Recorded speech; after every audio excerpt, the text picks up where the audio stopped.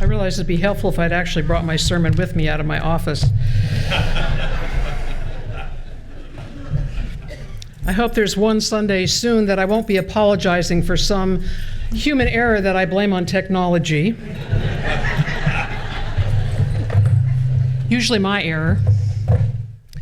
So as Katie pointed out, we are in the midst of the Jewish High Holy Days, the days of awe, the days of atonement, or if you break that word down, at one-ment. Yeah. The two holidays of Rosh Hashanah and Yom Kippur are the head of the Jewish New Year. It is a time for observant Jews of introspection, of self-evaluation, prayer, reconciliation, accounting, an inventory of one's soul. It's a time to review the past year and ask oneself, am I in right relationship with myself? Am I in right relationship with others? Perhaps even with God? Doing what must be done to be in right relationship is what creates at one-ment. The Jewish author and therapist Sarah Debbie Gutfreund writes about the culminating holiday of Yom Kippur. Think of Yom Kippur as a lookout on the top of a mountain that you've been climbing all year. See your days and their moments spread out before you. Be willing to look now at this big picture of your life, your ultimate goals, your beliefs. See each person in your life as part of that picture. What lesson have they taught you, even if you have had to learn it through pain? Reflecting on the new year beginning in what is essentially fall, I found myself asking, why this season for a new year? And why is the secular new year in the dead of winter, when we are asked to arouse ourselves from hibernation, to revel in drunkenness, to blot out the past year, and then discover again or disappear again into the comfort of darkness? And I wondered, why isn't the season of spring, when everything bursts forth anew, when the cycle of growth begins yet again, why isn't that the time for the new year? Well, in some areas of the world, the new year does fall in the spring. And the only season that I could find that did not hold the beginning of a new year was summer. And why does this new year fall in so many places? I'll make it really brief. It's the moon, the stars, and the sun, and politics and religion. In recent years, I have found myself drawn deeper and deeper into these particular Jewish high holy days. It makes infinitely more sense to begin a new year at the end of the harvest season, when the work of the fields is coming to a seasonal close, when the time for hunkering down and settling in for winter is upon us, when the darkness begins to encroach. This is the time that allows for rest. This is the time that allows for a time without demands. It allows for the view from the internal mountaintop, that internal mountaintop lookout back over your year. And in older cultures, this was the time in the cycle of the seasons where one told stories. And those stories answered 4 questions. Where do we come from? Who are we? What are our responsibilities? And where are we going? That about kind of sums up the questions, doesn't it? And it creates a sense of identity for those peoples. Rosh Hashanah and Yom Kippur are not about making resolutions for a new year. They are about coming to grips with the year that has been. The work of the secular New Year and the Jewish New Year are entirely different from one another. Frankly, I'm not sure what the true purpose is of the secular New Year. If I did celebrate it, rather than always try to stay away from the bacchanalian aspects of it, I would want to do it the way the singer Bobby McFerrin did it years ago. Some of you may know him for, I think it was a Ocean Spray cranberry commercial. He's also known for a version of the 23rd Psalm that we sometimes sing here.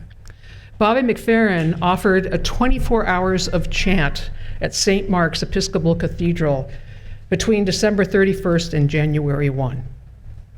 24 hours of chant. I imagine that he and the folks that participated were transported not by alcohol or other substances, but they were transported into another state through what their bodies created in sound. I imagine that it created a kenosis, an emptying out that swept the inner rooms of their bodies, hearts, and minds.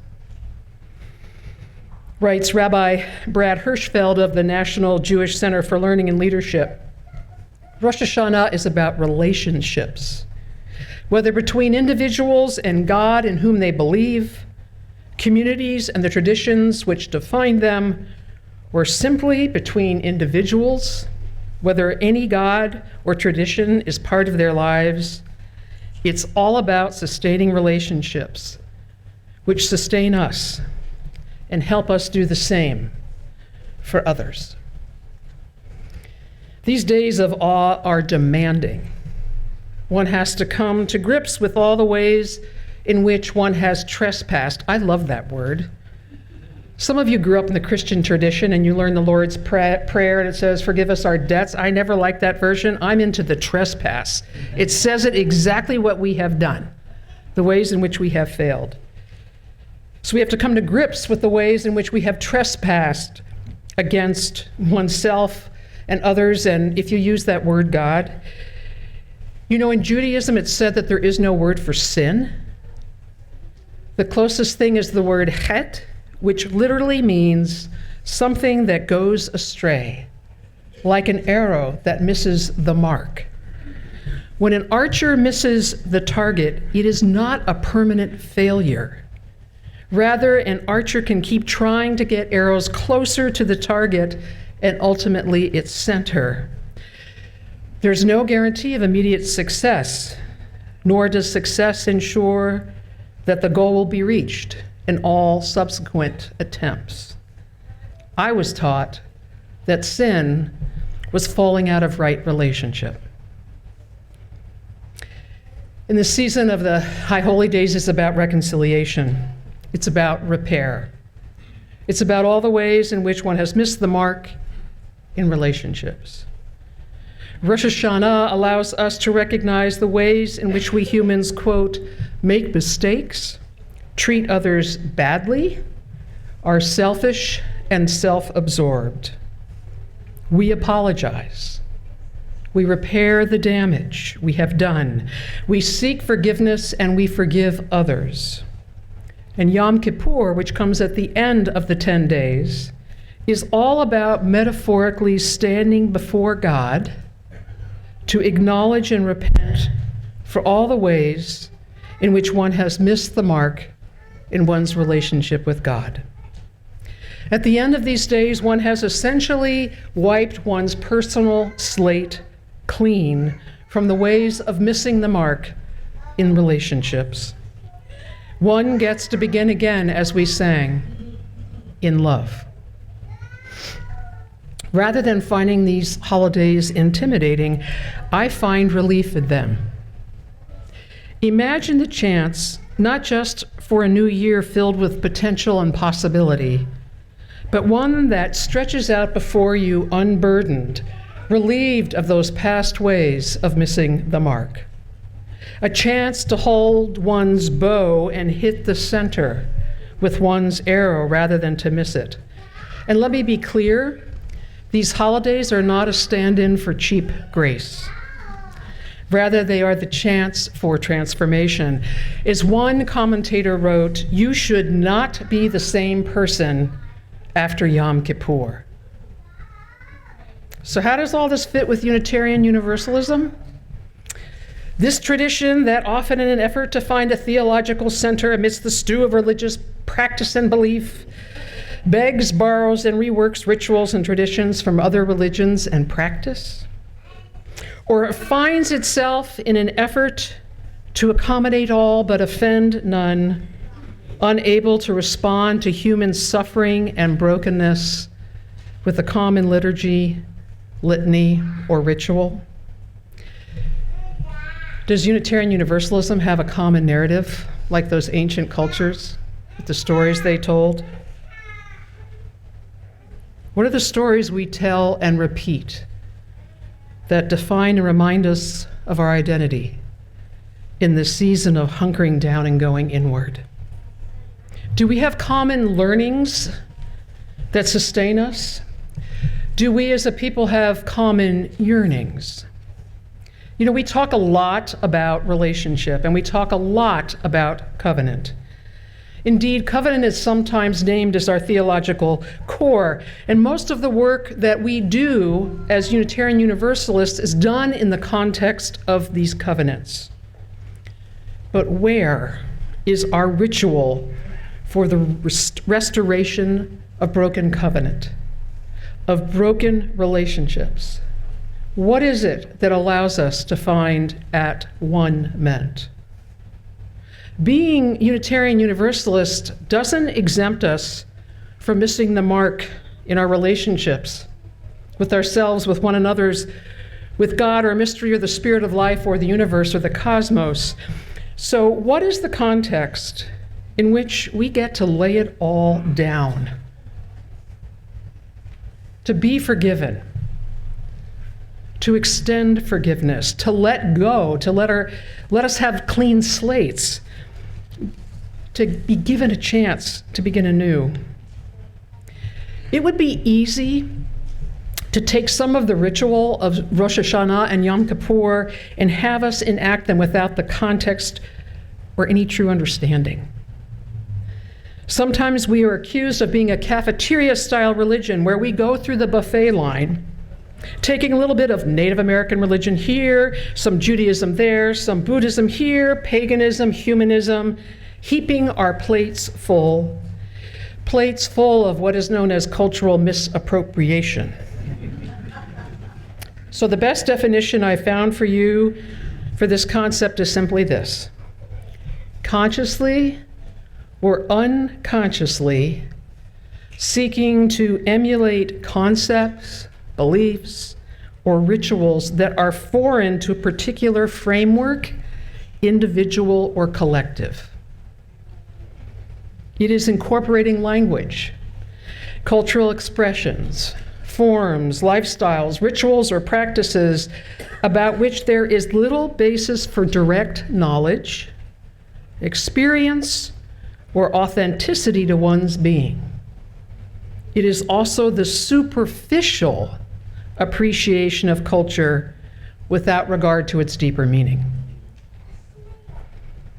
And if anybody wants a copy of that, I'd be happy to get it up here, or you can email me. So thinking about today, I really wanted to offer us some way of letting go of restoration of renewal, but I didn't want to engage in this misappropriation or this cafeteria-style ritual. And I was talking with Sarah. She was reminded of something she had read about UU's trying to celebrate these Jewish high holy days. And it was an email from the late Reverend Marjorie Bowens Wheatley. And it was about her exchange with a local rabbi. I invited a friend, Shoshana Kaminsky, a Reconstructionist rabbi, to attend the service for Days of Awe at the Unitarian Universalist Church. Her response was quick and sharp. She flatly refused the invitation. The High Holy Days, said the rabbi, are an observance of the Jewish community as a whole, and is a way of expressing religious unity in a place of Jewish worship. The liturgy is entirely in the plural. We have sinned, the rabbi said. Well, offering you all apple slices that you could dip in honey, symbolizing in Judaism the sweetness of what lies ahead in the new year, was out. And I didn't think about offering you that ritual food of the fish head, which also symbolizes the new year. And then I remembered something about Jews going to flowing bodies of water during this time and taking breadcrumbs, which symbolize the things they want to let go of, and tossing them into that moving body of water so that those things are taken away from us. So I thought perhaps we could pass bowls of water to one another and dip our fingers in and symbolically flick away the things we wanted to get rid of. And you know what? That was too messy and time-consuming. So nix that idea. And then I read, because I got so interested last week in the retelling of the Adam and Eve story, that they think that the original tree of life or of knowledge was not an apple tree, but a pomegranate tree.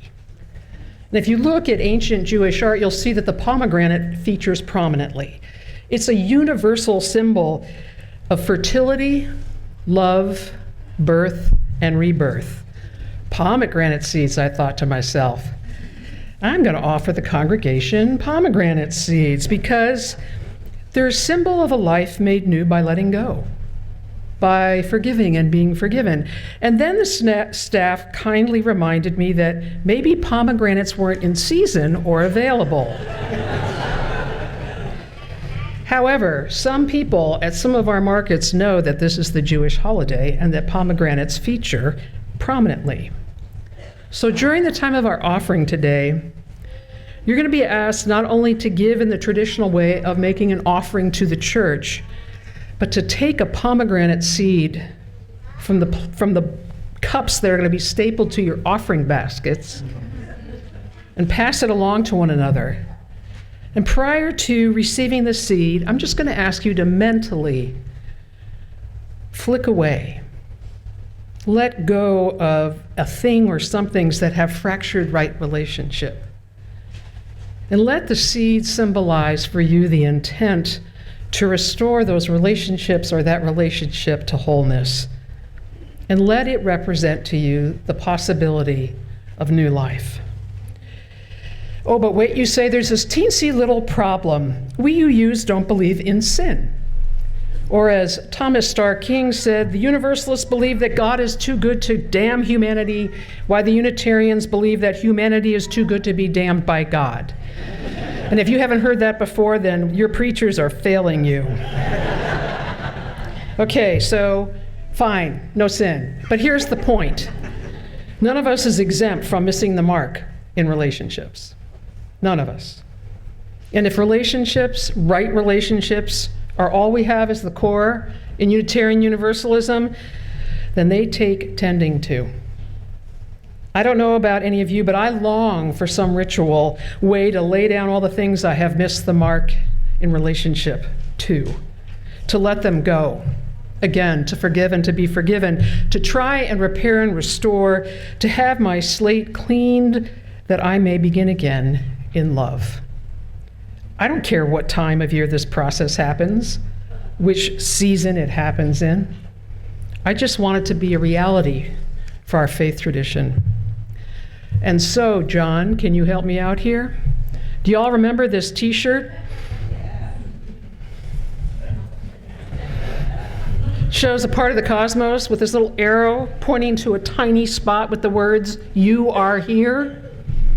It sure puts us as a species in a perspective, doesn't it? But more than that, this image came to me as I thought about the task of Yom Kippur, to stand before God with no other task than to acknowledge all the ways one has offended God or fallen short. Well, if you happen to be someone who has no deity in your life, you happen to be a humanist, then I want you to imagine yourself as that pinprick before the entire cosmos. So how about metaphorically standing, rolling, rocking before all that stardust, the place of birth and return, and reconciling with it? What about getting right-sized in terms of one's importance in truth? Is there anyone who has not at some point in their life cried out, as Mary Oliver did in that poem, "Mend my life"? Perhaps that is the UU language of repentance or atonement. Mend my life. It's a cry for transformation, to be changed, to not be the same person. Is that our common yearning? It was Katie Seipert who made a key point about this business of atonement. She said, atonement should not be confused with shaming somebody. It should be about setting them free. It is about restoration. And think about that story that Katie told us this morning, the story of learning to ride a bicycle, because it has parallels to transformation that we are offered during these days. Small movements when riding a bike have big impact. You really only get in trouble when you make the big ones, right? All at once. Overcorrection actually puts you at risk for falling. And you know what? Those little corrections you make on your bike, it's the same thing with atonement. It has to come in small increments. We have to make them in small increments because we have to maintain a balance in our life. I also want you to note that these days of at one men are 10 days long. In other words, it's not like one day and you're changed. You have some time because it takes time. It takes time to unravel over those days. I also need to return to Marjorie Bowen's Wheatley's rabbi friend because I skimmed over a rather important point. I hope some of you are going to catch what I said. The insistence in Judaism that these high holy days is not just about the individual and how we miss the mark. It's about the collective we who have sinned. I thought there's no way UUs are going to claim collective sin. And that led me to think that, well, if you could just humor me for a moment, if we could even wrap our mind around the concept, what would be the collective sin of UUism? And I have a musing and I have one answer to that question. Are we as Unitarian Universalists a group of individuals struggling against the bit of community, or are we a community wherein the individual surrenders to something larger than the self? Could our sin be that of the worship of the tyranny of the individual? Is there anything that we surrender the self to, for, or before? And I'm not talking about conformity, not of belief of the way one lives one's lives or eradicating anyone's uniqueness. But communities are about something more than individualism. Have we erred for too many years on the side of individualism? What is the individual owed in community? What does the individual owe a community? Where have we missed the mark in our answers to both of those questions? And now, my answer to UUism's collective sin. And I'd say that it's not unique to us. It's not unique to any faith. It spreads across all of them and across all cultures. And frankly, I'm not the one who named it. It was last week's speaker, Alex Capitan, who said that sin is seeing the world in terms of the binary, of an us and a them. The sin, the missing the mark of insisting on a non-negotiable us or them, an either or. And that compromises the idea of radical hospitality and welcome. When we divide our worlds into an us and them, we engage in separation of relationships. And if relationships are all we have, we are in big trouble if we adhere to this construct. We have to learn to live in the borderlines between us and them. I also think that naming the sin as that of the binary covers all the isms that you can think of, whether it's racism, ableism, transphobia, xenophobia, the list goes on, classism, the list goes on and on and on. but it's creating a binary. It's breaking relationship. It's creating you who are in and you who are out. Anyway, I don't have any idea if I've been successful in trying to create a ritual for a new year, a place to let go, to begin again. I may have walked a fine line when it comes to cultural misappropriation. But rather than pile my buffet plate high with the smatterings of all the ways in which we can deal with issues of atonement and forgiveness, I hope I have served up a single serving, a way that both honors the Jewish high holy days and honors Unitarian Universalism. I would ask that sometime before receiving that pomegranate seed, you lay it all down. You let it go. And I would ask that you don't let that pomegranate seed or seeds pass you by. Take it, put it in your mouth, savor it, make it last. Let it be an invitation to and a reminder of the possibilities of a new life, a new year of transformation. Let today be a day of awe and at one met.